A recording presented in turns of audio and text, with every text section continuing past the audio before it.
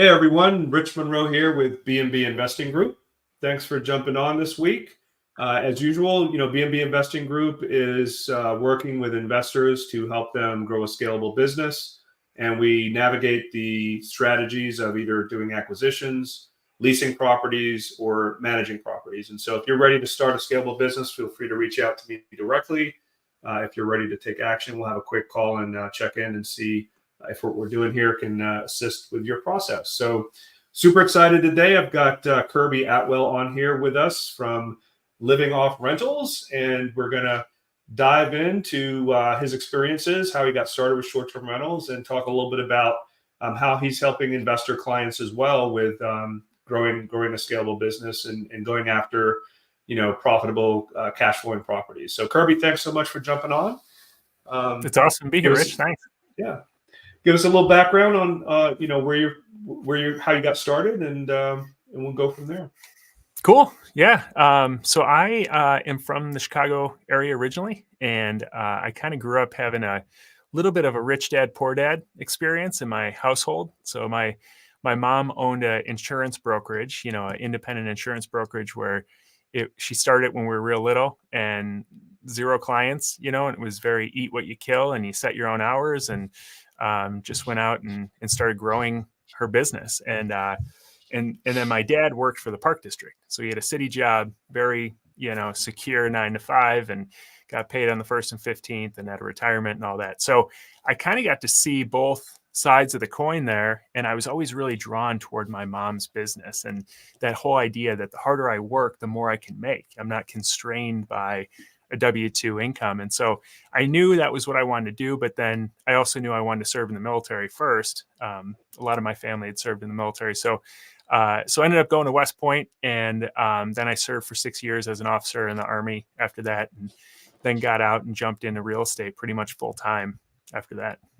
Awesome. Well, thanks so much for your service. We really appreciate that. Definitely. So what got you started with real estate after that? I picked up the book Rich Dad, Poor Dad when I was stationed at my first duty station in El Paso, Texas at Fort Bliss. And, reading that book, I always call it the gateway drug into real estate investing, because everyone I talked to on my podcast, it seems like that was how they got started. They read that and they're like, I'm doing real estate investing. And it was the same for me. So that was back in 2006.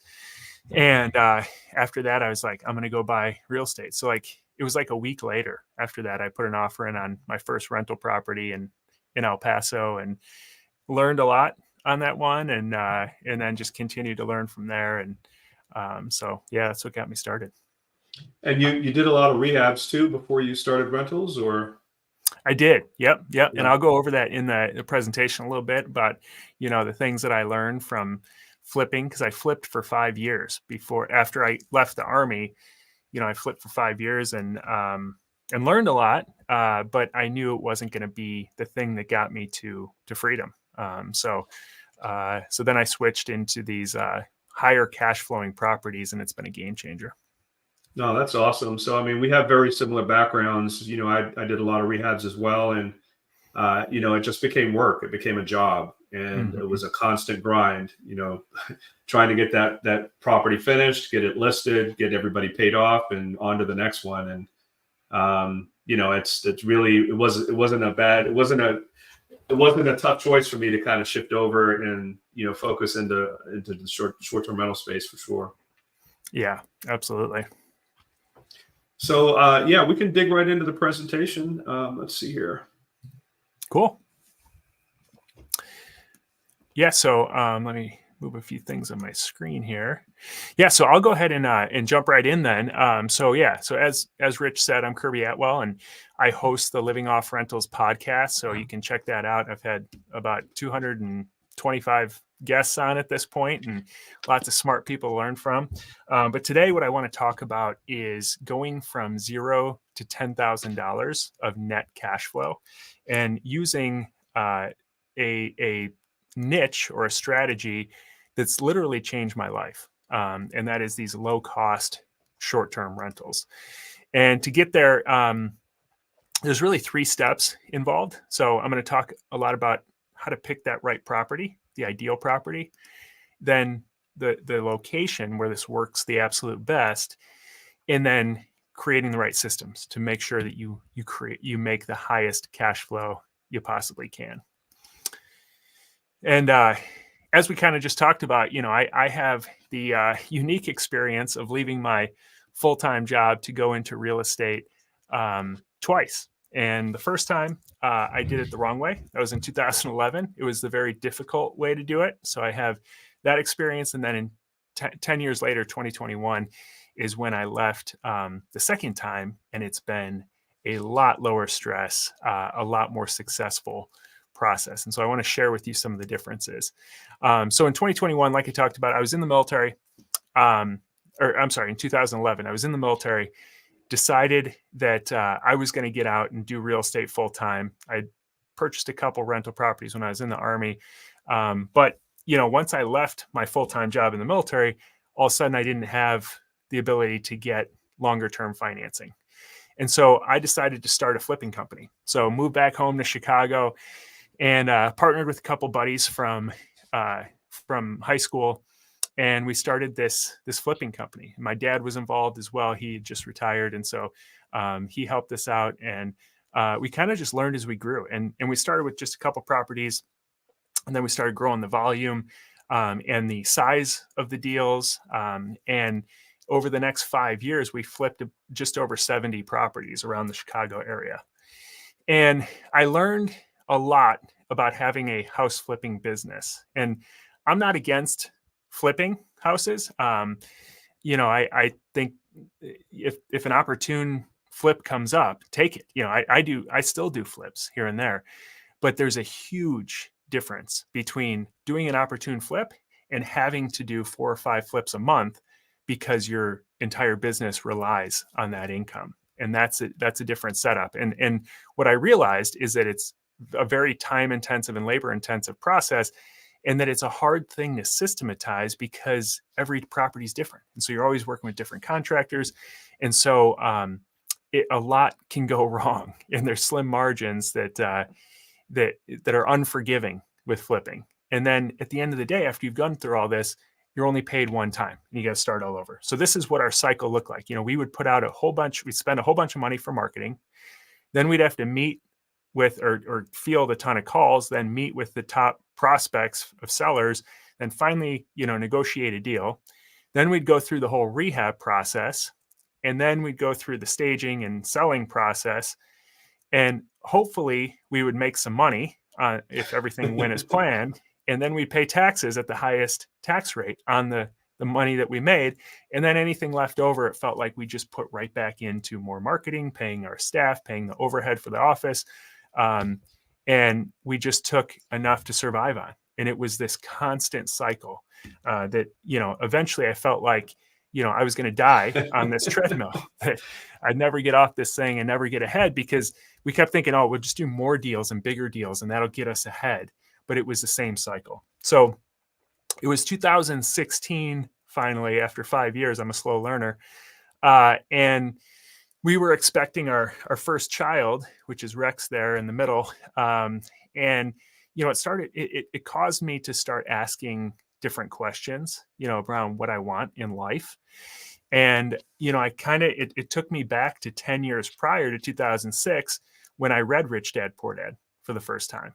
And it caused me to ask this question around why did I get into real estate in the first place? I'm not loving this. It's not, giving me any freedom and stuff. So I was like, what, and so I did a lot of soul searching at the time. And I think for people tuning into this, if you're just going through the motions, I think it's worth it to sit down and really ask yourself, what is the outcome that you're actually after from all this? And so for me, it always kind of went back to freedom. And, there's a couple examples here that really illustrate the difference between what I was doing then and what I was doing now, and how it relates to higher freedom. So here's a flip. This is one of the last flips I did with our flipping business in 2016. It's in Frankfort, Illinois, which is a south suburb where I was living at the time. and bought this property for 208, and then we sold it for 315, and we put in about 50 grand so of rehab. And so, after a lot of people just focus on the purchase and rehab, but after your cost of capital is taken into consideration, your staging costs, your property taxes, your insurance, all that stuff is taken into consideration, and then the taxes on the actual profit that you make, there was probably about 20 grand worth of profit on this deal. So not like a grand slam deal, but not a bad deal. I'd take 20 grand if someone's giving it to me.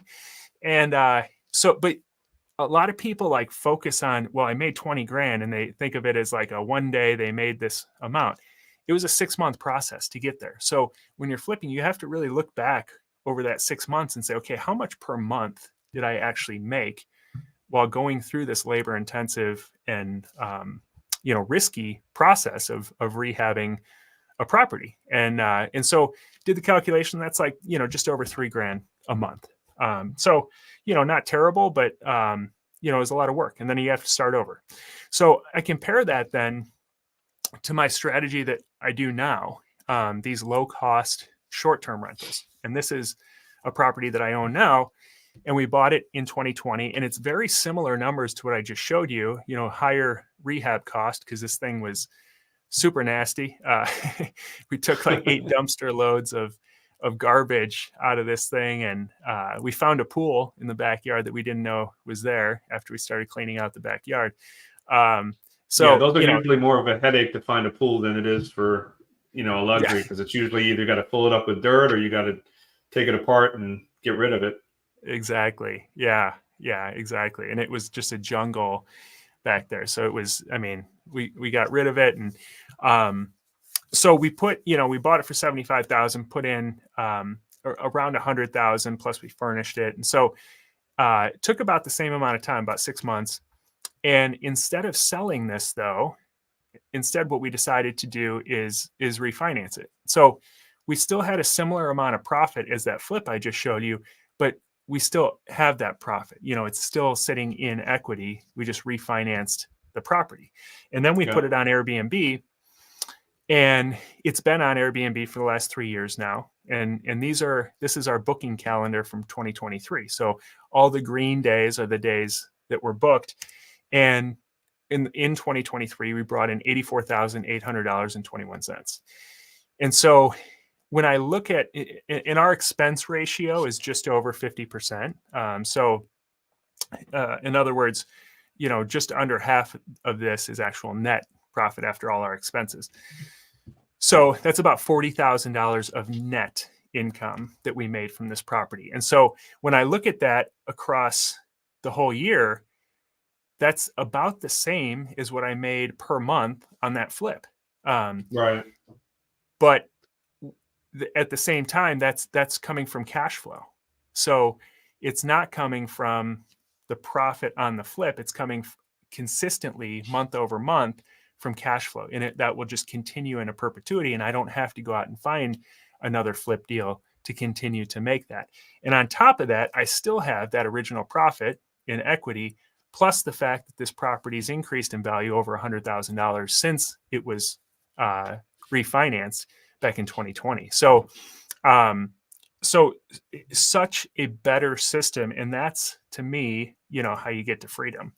In 2016, I was pretty much living hand to mouth. We're doing these deals, we're doing all this, all these flips, but I had no assets. I had nothing that was going to pay me in a perpetuity. And then in 2021, a few years later, after doing some of these properties like I just showed you, now I had enough recurring income that I could quit my job and be financially independent just with a handful of the type of properties that I just showed. And to me, it's not about like making money so that I can buy stuff. I don't really care about stuff. It was always going back to time and freedom. So, we live in Northwest Indiana on a farm, and we're kind of living our ideal lifestyle where we spend a ton of time with our kids.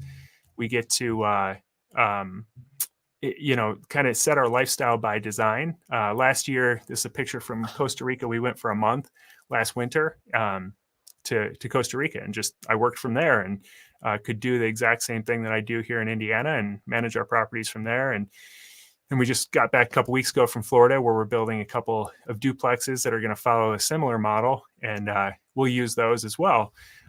So it just affords you a lifestyle that, if I was in my W-2 job still, there's no way I could do most of this stuff. So that's what it's all about for me. And this isn't like a one-off theory. You mentioned it in the beginning, but since I've gotten to financial freedom and replaced my W-2 income using this model about 3 years ago, I've worked with about 200 other people now to implement this same strategy that I'm about to share with you, to buy really high cash flowing, low cost short-term rentals. So it works. So sorry, were you going to say something? Yeah, well, I was just going to ask a quick question before we keep moving. So that property that you use as an example that you purchased for $75,000, how many bedrooms was that?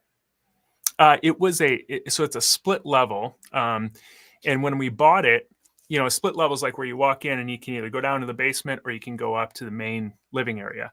And when we bought it, it was a 3-1. So 3 bedrooms upstairs, the 1 bathroom and a living area. But the basement was all just full of garbage and junk and stuff they collected, unfinished. So we finished that, turned it into another living space. So now we added a living space, a bathroom, and 2 more bedrooms. So it was a 5-2 then. So Nice. We sleep up to 12 people because we've got a pull-out couch as well. And so we can host some really sizable groups. Did you end up keeping the pool and fixing it up, or did you have to fill it in? No, it was actually above ground pool, and it was just okay. Just yeah, demoed it, move it. Yeah. We did find a patio that was buried because we were digging up a bunch of stuff, and there's this concrete patio back there that we just uncovered, and we're like, wow, this is nice. So we put a fire pit out there and had this nice patio. Then it was buried under like a foot of dirt. Cool. Now you might be covering this in the next part, but I think you mentioned you guys were self-managing, correct, as well, on top of the acquisition piece. Yeah, and I will talk about we have sort of a unique take on management.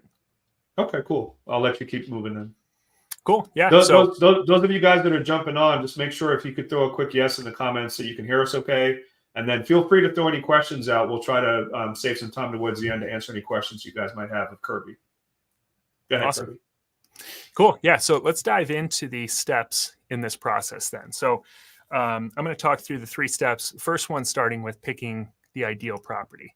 And where most people start when they get into real estate investing or rental property investing is they start with the long-term, typical rental house. And that's what we did. This is one that we used to own in the south suburbs of Chicago. And it's good. But what we realized is a property like this, we were making about $250 a month after all of our expenses and set asides and stuff like that, which, if you can find $250 a month on a rental house these days, it's turnkey. That's pretty good cash flow. But we realized that the numbers on our spreadsheet and what actually happened didn't always translate. So we'd have a tenant move out a year later, and we'd have to rehab the house again, and that $250 would get used up. And then even if it did work out that $250 was the actual net cash flow, we realized we needed 40 of these properties to get to a place of $10,000 a month or financial freedom, which was going to be a lot of properties. So what a lot of people do then is they say, well, that's too slow or not enough cash flow. So now I'm going to transition to a more traditional short-term rental. And some of the challenges with the more traditional short-term rental is, there's a much higher cost of entry. These properties in a lot of cases are more expensive. There can be a lot more amenities and a lot more cost to operate. A lot of these markets are becoming extremely competitive. And then, if you're buying like a higher end vacation rental, if all of a sudden the economy turns or the rules change or something like that, either you can do a long-term rental and bleed thousands of dollars a month of negative cash flow, or you can sell it at the same time everyone else is realizing they have to sell as well, which probably isn't going to be a good exit. So I like to have backup plans. So I discovered over a period of time through a lot of trial and error that you can kind of combine the benefits or the ideal aspects of both a long-term rental and a traditional short-term rental and into a combined property that kind of has the best of both worlds. And that's what this yellow house that we own right there represents. So it's a 3-unit property in Michigan City, Indiana, where we primarily invest. And some of the benefits that this property provides is that it's lower cost. So this 3-unit, we're all in after a purchase and a full gut rehab. So every unit is perfect for $325,000. The majority of the population, the middle class population can afford this. We're averaging about $148 a night. So it's less in the winter, higher in the summer. We have literally hundreds of reasons that people stay with us. Every time we think we've heard it all, like somebody will say some other new reason that they're staying. So it books for so many different reasons. It's not just high-end vacations. It's people traveling for any reason that somebody would book a hotel for. Obviously, we have multiple streams of income. We list each unit individually, and then we have a super listing. So this place will host 16 people with the super listing. So large groups, especially in the summer, that want to travel together can stay together and book the whole place. It cash flows as a long-term rental as well. So this property hits right around that 1% rule as a long-term rental. So if we ever had to convert it back, we're still cash flowing really well. And the most important thing is that it creates massive cash flow as a short-term rental. So we're hitting net cash flow right around $45.72 per month of average net cash flow after all of our expenses. And the way that breaks down, I'll show you, by unit how that breaks down. So these are the 3 units. We call them Breezy Beach, Scenic Skies, and Wild Woodlands. We kind of themed them a little bit. But each one averages about $148 per night. So that equates to $444 total. And even if we book out for less than 2/3 of the year, we're still making over 6 figures of gross income, or $9,058 per month on average. And so then you look at our expenses, and because the price point's so low, our mortgage is low, insurance is relatively inexpensive, taxes are really low in Indiana. So our expenses are pretty low on this property. So that's how we get to $54.72. And there's no cleaning costs in here because that's a separate fee on top of the nightly rate that we charge our guest, and then that's paid directly to the cleaner. So it's a wash, but our net cash flow is $54.72 on this property. So that's the power of properties like this, where there's multiple units in these low cost areas. And so, Kirby, are those 1-bedrooms or studios, or what's the mix of those? They're 2-bedroom properties. 2 bedrooms. Yep. Perfect. Got it. Okay. Yep.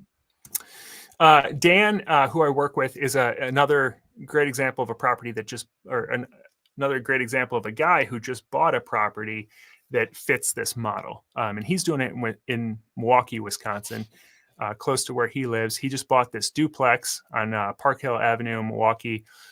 He closed right at the end of last year in 2023, and he bought it for $310, putting about $45,000 in a rehab. It was relatively turnkey, but he made it look really nice, and $25,000 in furnishings. And he just listed this Airbnb on Airbnb, not this past Friday, but the Friday before. And here's his very conservative estimates. So 168 a night times 2, because it's a duplex, 61% occupancy. So he's making $66.39 gross with $37.46 per month expenses and $28,093 per month average cash flow. And that's his listing that he just went live with on one of the listings. So he's got 3 listings, 1 for each unit, and then again the super listing. So yeah, so that's the power of this type of property. So then the next question that comes up then is, where do you find these types of properties? Because It's not in every market. So picking the right location. So when most people think about short-term rentals at first, they almost always default to, I need to be on the beach or have the 8-bedroom themed Disney property that's next to Disney World, or the ski in ski out place, or the Joshua Tree property, or the Smoky Mountains property. The traditional markets that it seems like everybody sort of competes for, because it feels like, I think initially, that's the only place that short-term rentals really work. And I think all those places can work. I don't want to say that they're bad. I think you just need to be super cognizant of what your specific goals are, because if your goal is freedom, then I think the equation of finding the place that has the absolute highest income, the highest nightly rate and occupancy compared to the lowest cost, is how you get to freedom the fastest. And so the place that I always recommend for people to start is the place that's on sale. If you look at a map of the US, it's like, compared to the West Coast and the East Coast, the Midwest and Southeast are just in general on sale. It's just a lot cheaper. And there's exceptions, obviously, and pockets that aren't as affordable. But generally inside this box, it's pretty affordable. And so there's 8 factors. So if you start with the Midwest or Southeast, it gives you a really good start. And then there's 8 factors that I've distilled it down to. If you can find a location that has as many of these factors combined as possible, I can almost guarantee you found a place that will lead you to financial freedom the quickest possible. So the first one is, we start just outside of larger cities. So on this map, there's probably 100 different cities that are of size, maybe a couple hundred cities of decent size. We don't buy in the cities because typically that's where the highest regulation is. That's where the most bureaucracy is, the highest price points are. But just around those cities, typically there's a whole bunch of towns and suburbs that are very short-term rental friendly, and they're much more affordable. Guys, give us some likes if you're getting some good nuggets here on this information. Give us some likes, throw us some love. Cool. Yeah, I see a couple comments coming in. Yeah. This is great. Yes. Cool. So the second factor to create the ideal location is business friendly. So pick an area. Like, we used to live in Chicago and we moved over to Northwest Indiana. When I was investing in Chicago, everything was difficult. There's tons of red tape. There's lots of taxes, lots of fees, high crime, lots of corruption.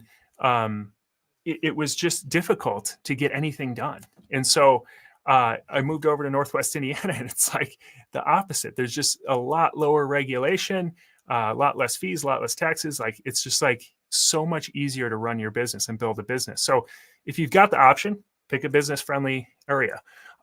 Local draws, so not like the Disney worlds, but a water park or a beach or a casino or a museum or wineries, stuff that, in addition to all the regular reasons why people will travel, like weddings, funerals, family visits, having some local draws is a big benefit as well. Positive future projections. Again, going back to the Chicago example, it felt like every factor was leading to difficulty in the future for Chicago. Like, taxes are going through the roof. They're highest in the US already, or one of the highest. Crime rates increasing, the state's bankrupt. There's a lot of factors that were making me feel like 20 years from now, or 30 years from now, or when I leave these properties to my kids, because that's the terms I think in. I don't think in I'm going to buy and sell this property next year, but 20 years from now, am I going to be a lot happier or be really happy about owning a property in this location?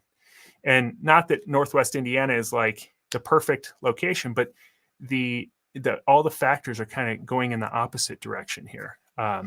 And so I feel really good about where the properties will be 20, 30 years from now.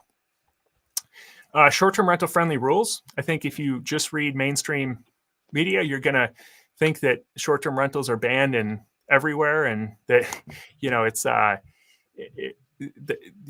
lot of times the articles are just about like the main the main cities and some of the biggest short-term rental areas.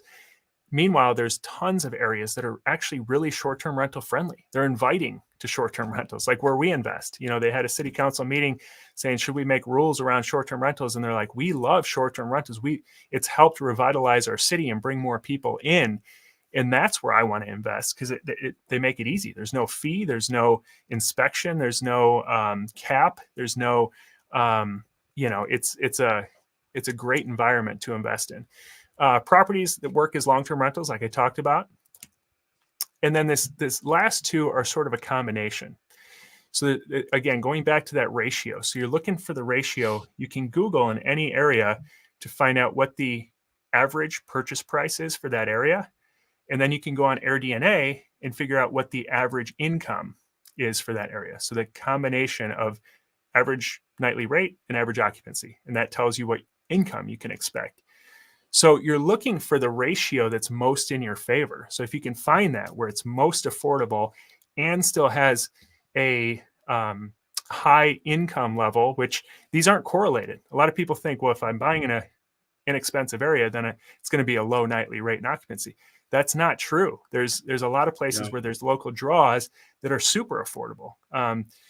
Somebody I work with is investing in the Bourbon Trail. So perfect example, just outside of Louisville, larger city, in these smaller towns that are super affordable in Kentucky, but yet there's hundreds of thousands of people that travel through to visit these distilleries. And so you've got constant people coming through, and there's not enough places for them to stay. And so you've got a great income on these properties, high nightly rate and occupancy. And especially if you get a multi-unit property, now you've got multiple streams coming in on a really affordable property. So this is the example of our market and how we kind of use the rules to our advantage. So a lot of people who live in Chicago think of New Buffalo, which is up here, as the main place that you kind of go to get out of the city and go to Lake Michigan and visit. But several years ago, they put a cap on short-term rentals. And so they only allow they grandfathered in the ones that existed, but they don't allow new ones. And so if you think about what that does to an area, they haven't limited demand whatsoever. All they've done is cut down and restricted supply. And so just as many people want to book a short-term rental there. And then that grows every year. More and more people use short-term rentals. So when they search on Airbnb, there's not nearly enough that pop up in New Buffalo. So what Airbnb does is just zooms out on a map and recommends our properties in Michigan City.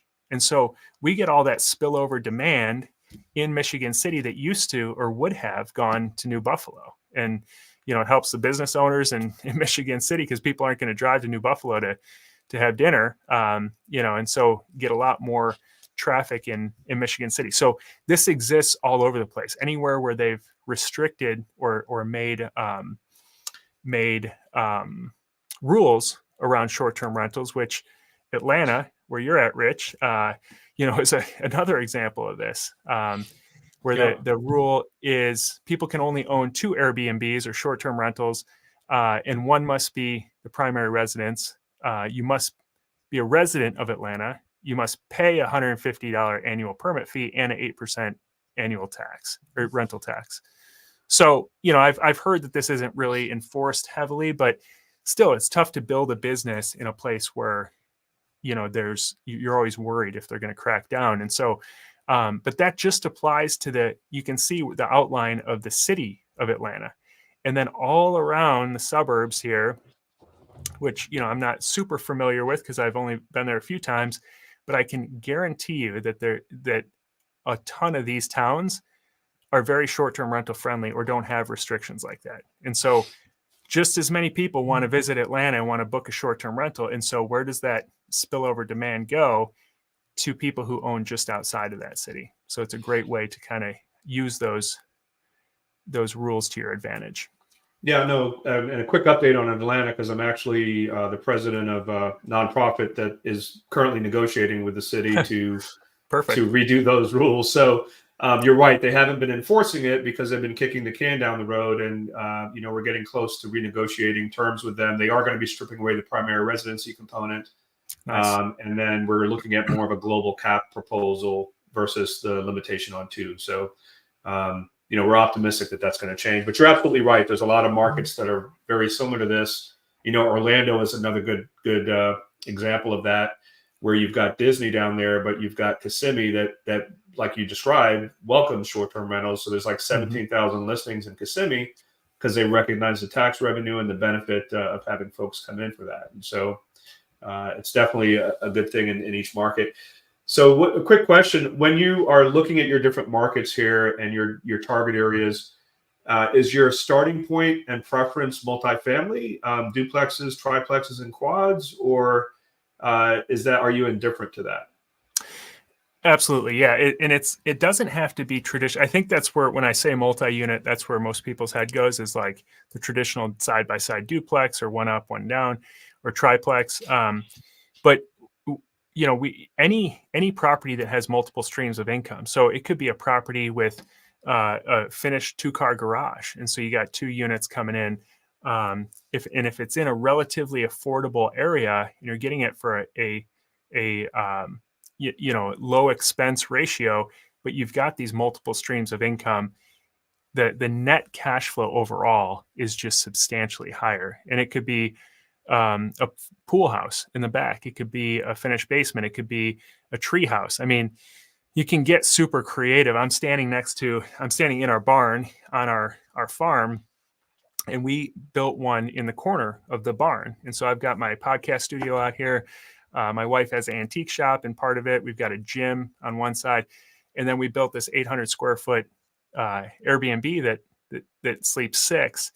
And that thing pays for our entire 45-acre farm, just Nice. from the people staying there. And it constantly is booked up. So you can get super creative. And then we book out our main house too at certain times when it's convenient for us. We just leave it up on Airbnb, and we only accept bookings that are at a price point that's like a make me move type price point in weekends that we want to travel. And you can book out both listings. Very cool.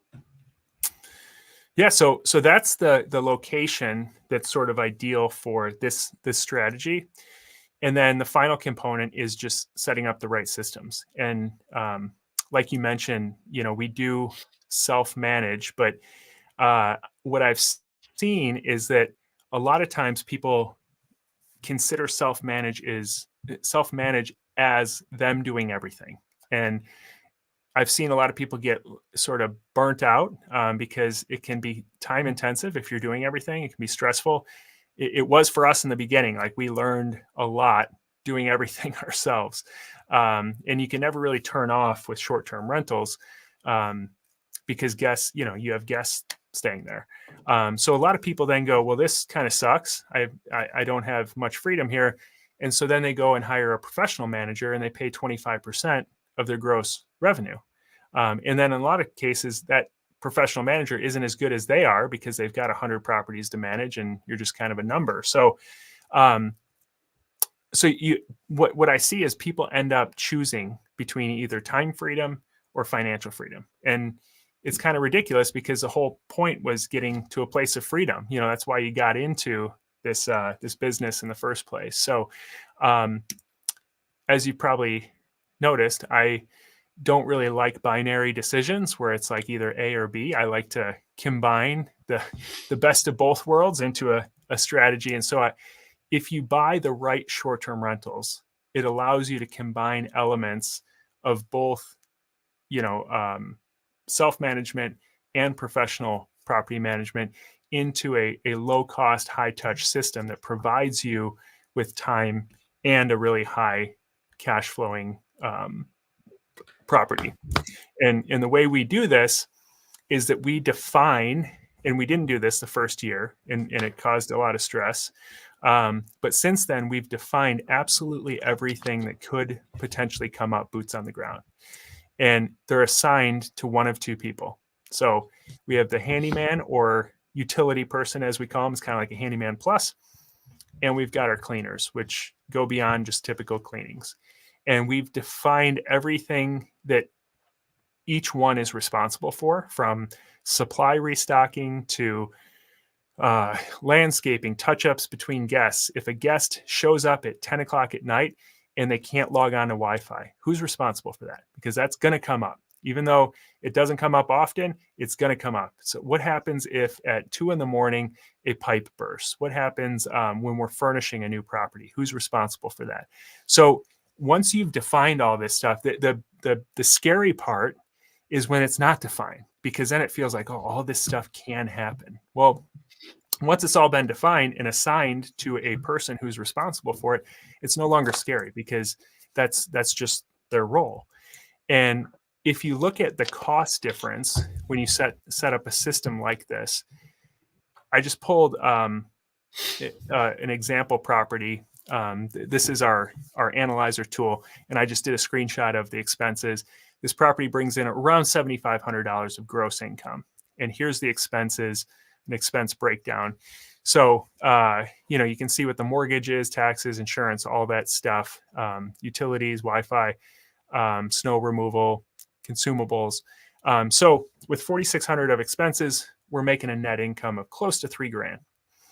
Now, if we were to go out and hire a professional property manager, this would add a 25% of our gross income expense right off the top. And if you notice, that doesn't change any of the other expenses. It's not like by paying that person almost $2,000, it saves us, on cleanings, or it saves us on our maintenance or anything like that, because we're still paying the handyman, we're still paying the cleaner, even with that person in place. So it's just another layer to line up those two people that we could have easily lined up personally. And it doesn't, and so that comes directly off of our bottom line then.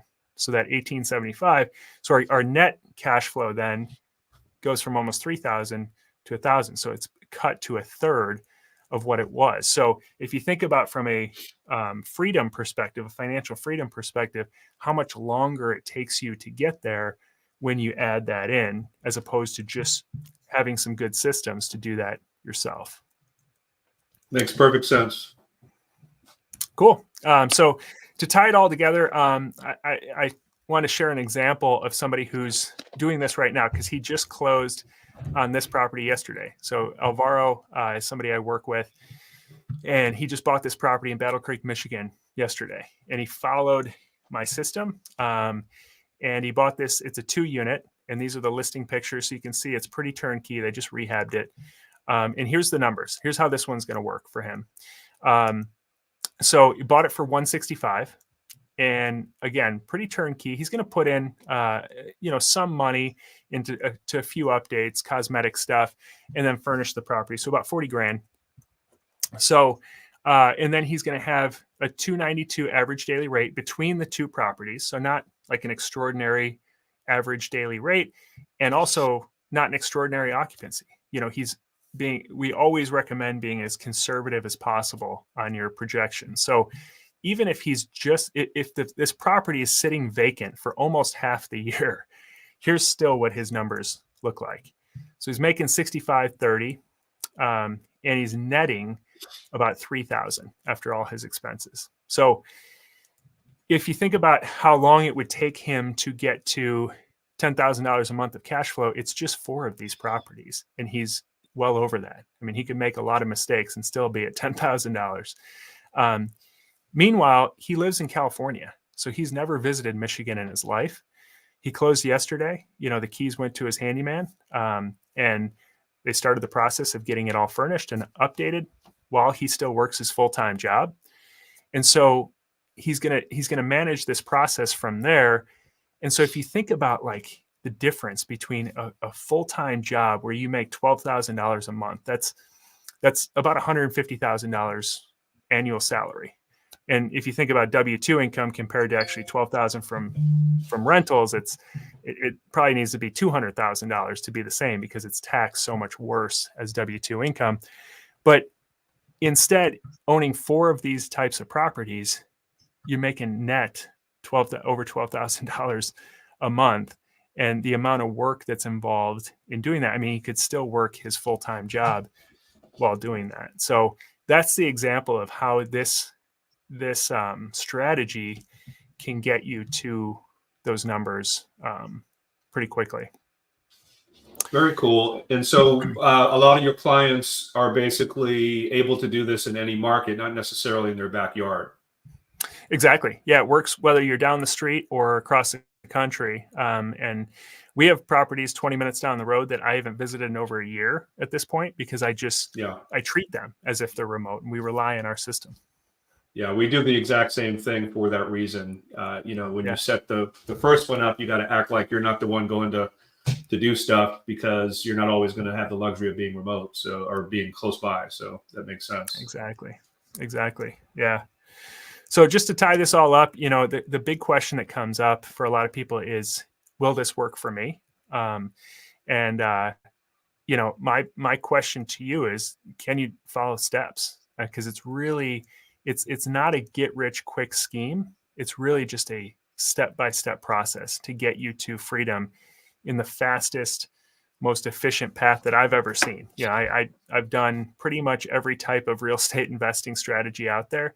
And this is the one that I've seen more people get to financial freedom with than just about any other that I've seen. So like I said, I've worked with about 200 people to do this. And there's just a couple of comments people have made who have worked with me.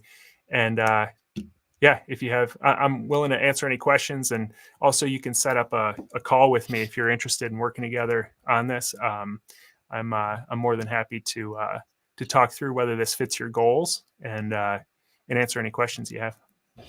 Awesome. It's been very informative. I've actually put your email address as well in the comments if you guys want to reach out that way. Also do a search for Living Off Rentals podcast, and you can check out Kirby on his podcast as well. And so cool. Before we shut it down, I know we have quite a few people on. Are there any questions that we want to throw out there before we close out? And so I have a quick question. So when you're working with clients, you mentioned that this one that just got set up, are you guys the one that are doing the staging and setting up of the property for this client, or how is that working? No, we talk you through options for that. So some people want to do that, like my wife. If I wasn't married to my wife, I would never touch a Amazon box or a bed frame or any of that stuff. And I've told her at this point, like, I'm done with that part of it. We can hire those people to help you because she loves the design aspect. So she wants to design everything in the properties, which is cool. But what I recommend to most people who fit more my personality profile is to use home stagers, which are often overlooked. People typically default to designers, which tend to be pretty expensive. Home stagers have inventory of furniture that they're always wanting to turn over that most of the time has never even been sat in. They have people to set stuff up constantly because they're constantly setting stuff up, taking it down. They do this all the time. They're relatively affordable. So I always recommend finding a really good home stager. We've bought out entire warehouses of home staging furniture in the past, and it's a great way to get this done cheaply and efficiently. Yeah, absolutely. Totally agree. So we have another quick question. Do you have a minimum number of days or maximum number of days per reservation? We have 2 as our minimum, unless there's an orphan day in between longer bookings and it's a 1 day, and then we increase the price typically there. So they're paying a premium for that because the lower the price point, typically, the worse the guest, and we don't want to have a 1-night booking. That a lot of times that's where the problems come from. So typically our lowest is going to be 2, and then in a busy season, when we're far out, like for the summertime now, we have a 4-night minimum on so that we can get big chunks of bookings on the calendar, and then we'll open it, or we'll lower that minimum night to fill in the calendar, because we know that pretty much every single night across all of our listings will be booked throughout the summer. Sure. One other question: do your cleaners handle laundry? Absolutely, yeah. We put laundry in each unit, so we put a washer and dryer in each unit. Different people do it differently. Some cleaners like to take the linens with them. We've tried that with cleaners before, and it's just been more difficult. It's easier for us just to provide the washer and dryer there. We have multiple sets, so that as soon as they strip a bed and they're washing it, they can take the other set that's clean already and make the beds. And that way they're not wasting time waiting for washers and dryers and stuff. Sure. Cool. All right. Awesome. So Kirby, I really appreciate you taking the time today. Thanks for jumping on. And everybody, feel free to reach out to Kirby directly. Let him know BNB Investing Group sent you over there. And then if you are interested to learn more about what BNB Investing program does as well, we have a similar program that works with clients, investors, to help them grow a scalable business. Feel free to reach out to me directly. Best thing is on Facebook Messenger. But thanks everybody for tuning in today. Kirby, thanks again for jumping on. This has been really cool and informative to kind of understand your angle and how you're getting after these cash flowing properties. Very informative. Absolutely. Thanks again for coming. Thanks. It's great. All right. Appreciate Thanks, it. Take care.